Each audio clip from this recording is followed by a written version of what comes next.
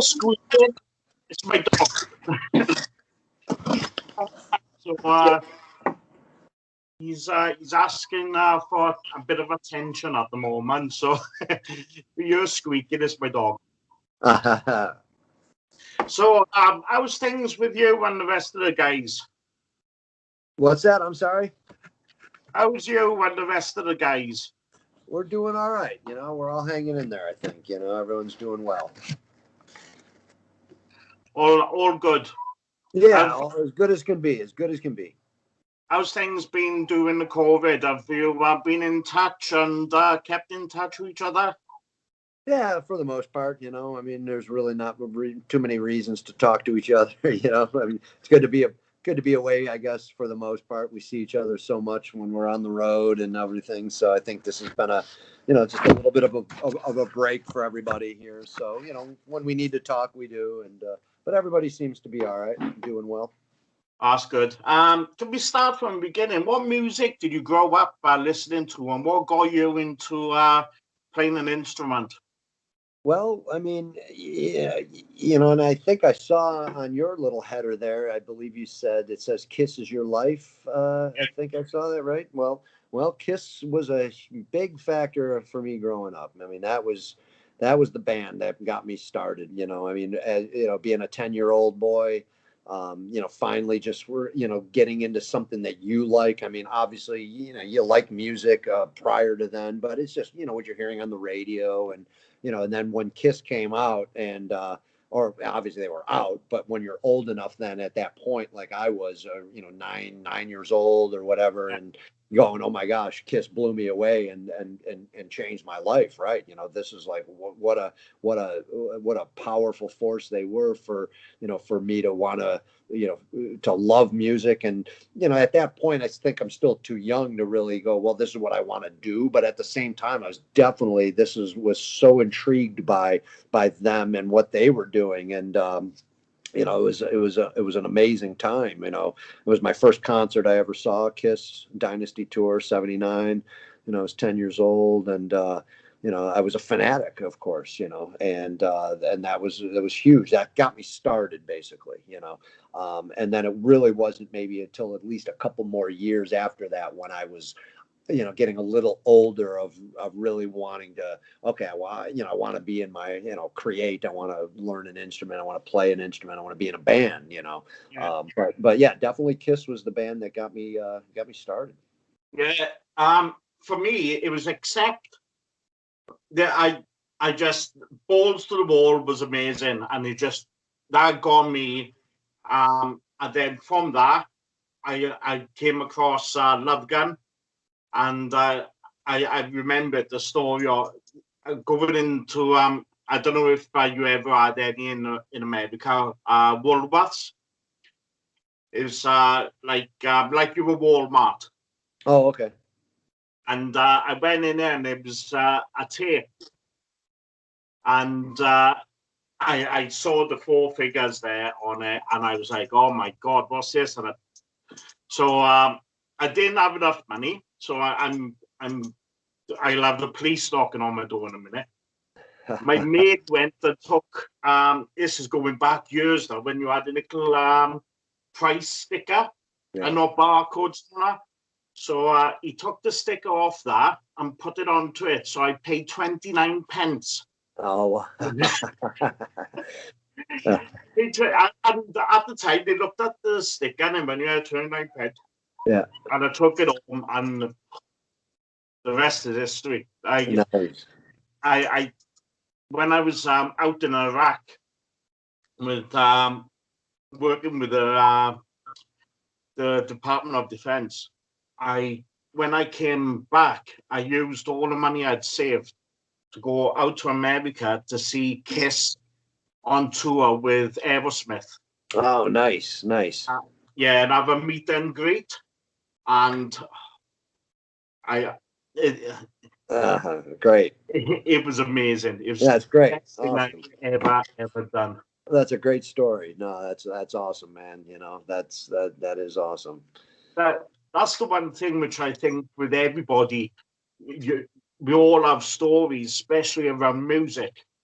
you can remember certain things to do with certain bands, and Of course, man. Of course, especially if you're a musician or a music lover. I mean, if that's your passion in your life, whether you play in a band or not, but if you're a music lover, you're going to have these stories. It's so passionate, it's like our religion, of course, where it means so much to you, and obviously, right, music has meant a lot to me and all of us. And, you want to be, it made you want to create your own, and be your yeah, own in your own band and everything because you love music that much and it's so powerful to you. So yeah, I have a few, you always have those stories you're never going to forget, a lot of those early ones, of course, that meant so much to you, and I got a bunch of them. That was the beginning of it, and then of course there's the latter stories and the, the bands that made you want to do what you do today, as opposed, when you got older, right, as like a teenager and things like that, where different bands, different had different effects on you. And I guess I was very fortunate just growing up when I did like that. Like man, what an amazing time to grow up as a teenager, growing with the whole metal movement. Like from yeah, the early '80s to the late '80s. What a difference! What a difference 10 years made. From yeah. what you had from say 1980 to 1990. I mean, it's unbelievable. And I was fortunate enough to be growing in that time, and to experience that was just amazing. So yeah, very, very exciting and cool memories, and you'll never forget. Yeah, but my very first concert was Iron Maiden on the Seventh Son of a Seventh Son, Hmm. and they played Newport. And my mate, his first concert was Kiss Crazy Nights, and my parents won't let me go, but they said you can go to Newport because I was only young then. So I went down there, and I was like, "What the fuck is this?" Yeah, yeah, This huge stage show, this huge fucking thing coming up with Eddie coming up to the back, and I was like, "Yes, what the?" And that was yeah, it. Like after that, there was no other music but yeah. heavy metal. Right. Uh, I hear you, man. I hear you. Great memories. um, you're soon to release your 15th album, Violence Imagined. Unimagined. And then, yeah, I've got it written down. Yeah, it's midnight. Yeah, Yeah, it's a little late. I know. Sorry to put you through this so late. no, it's okay. I just tried to read it up. Um, I listened to it yesterday, and I listened to it again today. And it's awesome. It is absolutely awesome. I can't wait to pre-order it. And how have things changed from the very first album you wrote to this one in that period with your music directions and how you write music and things like that? Yeah, I mean, it's changed over the years for the most part. Obviously, we're young kids starting out back in the early days with Cannibal. I mean, just fresh to the scene, very young, naive, all that kind of thing. And we're learning as we go. We're learning our instruments. We're learning how to write songs and things. So when you listen to early Cannibal and you go down the line, I mean, I think you really hear the progression of of us as musicians and songwriters and everything. And we just, you gain knowledge, you so-called gain wisdom, and, you experience and all that kind of thing. And I think we've gotten better. So I really think we've retained the Cannibal Corpse sound over the years. It's just, been refined as we go. But yeah, I mean, you look now, and we're better musicians, we're tighter, we're better songwriters, and I mean, I think that's apparent. But all Cannibal's good. I mean, that's great. I'm glad we have the early days, and for people to see the progressions we've made over the years, because you never know. We got lucky starting out in the beginning, where we were just a new band that just formed 6 months prior to signing our record contract, and then a few months later we're recording our first record, and we haven't even been together about a year, and that's pretty insane to think about. And a lot of bands may end up, being together for a few years and, hone their, their sound and everything. And then their first album comes out. Well, they've written many songs and they've been around for a while and they've worked on it. So you saw the progression at firsthand of Cannibal Corpse over the years because, of us, starting, like I said, from scratch like that. I'm glad it happened because exactly, we could have been a band that maybe we mulled around for 5 years before we got signed. And the first record we're putting out is, say, something like The Bleeding, and then you never have that early Cannibal kind of stuff. Yeah.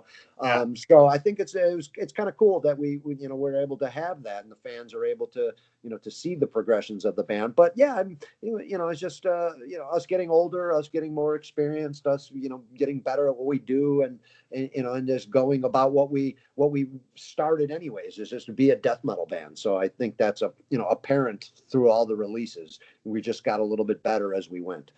Yeah, oh, it's an amazing album. I like I say, one of the things which I love about what I'm doing now is that I get to listen to so much, and I'm like, oh my god, and my money is is disintegrated because as soon as I get money, I'm like, right, pre-order, Yeah. and yeah, that's definitely on my pre-order list tomorrow. Nice. I can't go any further until I ask you about how the hell did you end up playing on Ace Ventura?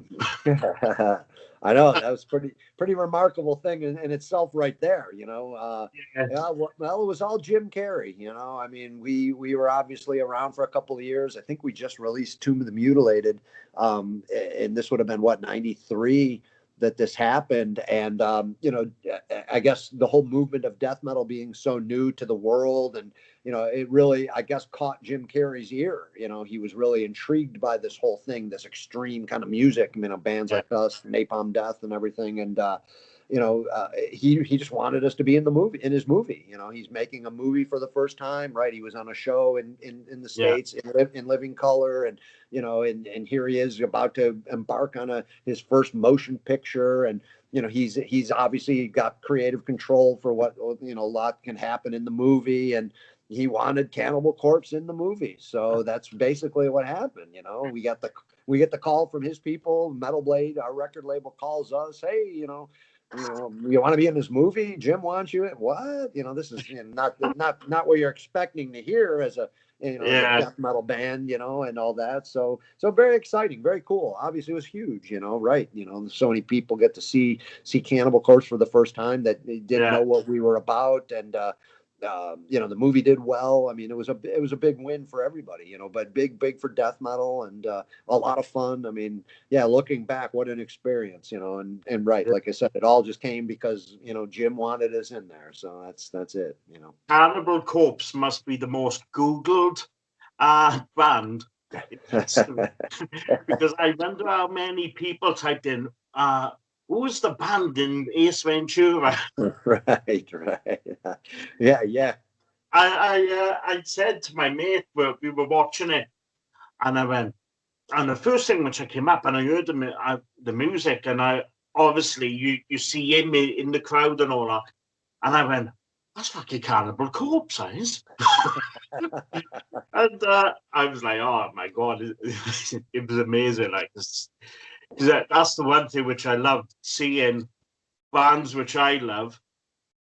Actually, you see them on it, and then so many other people. What was that? What was going on? And all that. And you go, get away. No, that's awesome, man. Yeah, you don't deserve it. That's a great story. No, it's a great story. But right, it was either one or the other. It was either you knew who we were and you couldn't believe we're in this movie, or Yeah. you're like, what the hell? Who is that? Oh my God, I gotta go find out who this is and go check that out, because that's some pretty cool stuff. Yeah. So it was one or the other. So either way, it was a win-win here, because so many people, right, became fans because of the music, and if you were a fan, awesome, and you just got a little bonus there upon seeing the movie, which was unexpected. So yeah, what a cool thing, cool Yeah, thing to be a part yeah. And they actually found the dolphin, and that's the main thing about it. of. That's right. Always good at the end. So it's everybody wins. Right, the new album is brutal. How long did it take for you to write and record it? And did you have much difficulties with COVID being able to get into the studio? Well, we started writing back around, December or so of 19, and maybe a little earlier we might have had a song already, but obviously we finished the touring cycle for Red Before Black in November, end of November of 19, and we knew we were going to go into record in April of 20, so we started writing. So we wrote for about 5 months or whatever, and practiced and got ready to go. And exactly, just when COVID hits in March and everything's shutting down and everything's just like everyone's going crazy. That was the tail end of us preparing to get into the studio here. COVID hits and we're going in. We're supposed to go in mid-April, and we're going, my gosh, all right, well, the music's done. We're pretty much ready to go. But exactly, are we going to be able to record? Is the studio going to be able to be open? Are we going to be able to travel, even in our own state here, driving down the road? So that was a definite concern at that point, because like I said, yeah, everything was created and ready to go. So luckily it all worked out. We were able to record on schedule. Everything went off on time and all that. And, we were able to do the work as planned, which was great. Because for a minute there, we were uncertain if that was going to happen. The only thing that ended up happening that, in a perfect time, would have been better, but I think it doesn't even matter because it all worked out. Was Alex couldn't be there for the recording. If you read that, he actually had to record in his home studio in Portland, Oregon, because of that. He wasn't able to travel and didn't want to and all this, and it was just better if he stayed home. And but he had the capabilities to do that. So it turned out great. His bass parts, and not a problem whatsoever. Of course, he would have loved to have been in the studio, but it worked out. So that would have been the only thing that was maybe a little bit different. And there was another probably upside maybe to recording during the pandemic was, once we started recording and everything's hitting the fan, we planned on being in the studio for a couple of months, so as the recording went, well, that's when you're finding out more things about what's happening for the future, right? So Yeah, we kind of found out sooner than later that we probably aren't going to be able to release it when we'd like to in November. That was the plan, releasing it in November and then hitting the road. So once we knew we weren't going to release it in November, and that, I think we were still in the process, we were definitely still in the process of recording, because you have to make these decisions obviously months in advance, touring and getting the album out. So as soon as we knew we weren't going to put it out in November, we actually had a little bit more time to work on the record, because Eric didn't have anything else planned in the studio. Anything else that he did plan kind of all fell apart. yeah, Nobody was coming. So he was like, you know what? Yeah, hey, we got some extra time.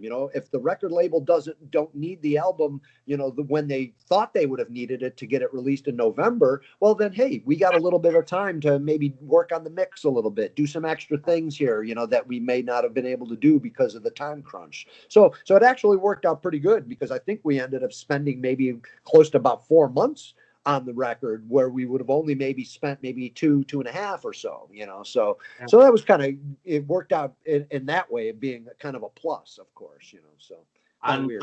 the studio didn't give you any pressure saying you need to get it out by a certain time, or they just, No, or you got. no, that was the thing. Yeah, Eric had nothing going on. Nothing was booked more in the studio, because bands that were maybe supposed to come in will end up having to cancel because of COVID. So it was kind of like the studio is open at this point. So it's up to Eric if he wants to keep working on it, And of course he was going to work on it, because this is his first album with us and him in the band, and he wants to do the best possible job he can do. Why not take that extra time, And Yeah, like I said, the record label didn't need it to get it released in November. It was like, well, we're not releasing in November. We're not sure when we're releasing it. Oh, okay. Well, then we're in no rush to get it done, in a sense, yeah. because, they don't need to get it to start producing, the CD and manufacturing and all that. So it worked out, to have a little extra time, I guess, so which was kind of cool. A lot of bands have taken to playing like live streams, or been taken to their social media to do some sort of concerts or to keep connected with their fans. Is that something Cannibal Corpse has actually thought about doing? Yeah, we thought about it. I mean, I think every band has thought about it, because you don't know what to do. Everything there's no right, there's no wrong, but you got to do something. So we thought about it, but I think it just came down to where it's really not for us right now, anyways. I mean, there's too many other factors. Like I said, Alex still being up in Portland, Oregon, and being away from us, and with the uncertainty of travel for so long, and really it's just starting to kind of break up now, where you're going, okay, the vaccine's rolling out, so in a perfect world, maybe it would have been cool to do something like for the release, to do it, but it didn't, it's not going to. And, I think all is good though, I mean, and we've had the biggest pre-sales so far of like almost any record, and that's with nothing to kind of back it in that sense. Normally, right, you're backing a new release with tour dates. We're going to be out on the road like the day it gets released and everything, right? So the fact that that's not happening and the numbers are just kind of skyrocketing through the roof of the pre-sales and the excitement of this record, I think I'm glad we put it out. It didn't matter if we toured or not, or did anything in the public eye in that way. I think, I mean, everybody's just happy and excited to get new Cannibal Corpse, and from what they've heard so far, the response seems to be very, very positive, and everybody's super excited. So I think it's been good, man. Yeah. Like I was saying earlier with about the pre-orders for myself and all that, COVID is giving me a love of music once again. Because I couldn't go out and I couldn't do this, I couldn't do that. The only thing which has kept me going is ordering a lot of vinyl. And I think a lot of, because of like with people unable to tour, and the general public are going, right, we need to support the band, so they order in the pre-orders, they buy in the t-shirt, because that's one thing I put all over my social media. If there's one thing you do, buy a bit of merchandise. Fuck Spotify off, buy something solid, a CD, a vinyl, a t-shirt, because it helps the band. And like I say, tomorrow I'll be pre-ordering your next record, because like I say, the last 2 days I've been listening to it, and I'm like, fuck, this is awesome. And it's actually knocked me it's knocked me back, because I got so many reviews to do with albums. I'm like, well, I can't. No, right, that can wait. Greenleaf can wait, and put Cannibal Corpse back on. But it's an amazing album. It's awesome, really good. Well, I'm glad you like it, man. I appreciate it. No, but you're so right though on, I think music is more important than ever, exactly, during this time, because what else do you got? If you're going to be home, you got to entertain yourself, and music, of course, is, so powerful regardless of the pandemic. It was so, such a big thing, but we probably need it more so than we ever had. And that's why I think we're doing so well for us to go, wow, new Cannibal Corpse music. People are excited because it's going to give them something positive to look forward to, and okay, I can't see him live, but I can hear new music, man, and that's amazing. I want to hear new music, and exactly, new merchandise, and that's good, right? Like you said, I think maybe a lot of people have the same view you have. Support the bands, because they know it's how important it is to keep us going here in this time. Because we should be out on the road generating income, and we can't. So definitely buying a CD, buying a vinyl, buying a shirt's going to help the band big time, and any band. So that's huge. And now I think this is going to be a big release for us, man. I'm really looking forward to see everyone's excitement and see what it does, coming up here in the next week. And I'm glad you're happy and excited, to get a pre-order and to get it, because I think the fans are going to really, really dig this record, which is it's all about, man. It's about the music, that's nothing else, Oh, it's like I say, I just love it, and I'm in that position where I'm like, I can't tell anyone about it. It's tough, man. I know it's tough. It's a tough place. At least we're, it's almost time. At least we only got a little over a week to go here. Well, yeah, what, a week and 9 days away. So we're closing in. But I know it's definitely tough, to hold back. Yeah, I'm like, I keep messaging my Andy Turner. I keep messaging him, going, "Where can I put my review up?" No, not yet. Yeah, like, no, yeah, I know. That's what people know. Yeah, you want to get it out immediately. I hear you, which is good. Yeah. But, that's good to have that excitement. But yeah, a few more days, almost time. Yeah. Finally, before I let you go, have you started making any plans for tours, and will we see you in the UK in the near future? Well, I mean, that's still all to be determined. I think obviously it looks like things are starting to open up with the vaccine and shows, you see some tours happening at the end of the year. And I mean, the talk with us is probably, if all goes planned, if we're lucky, we should hopefully be out maybe by early next year, which is still quite a ways away, Yeah.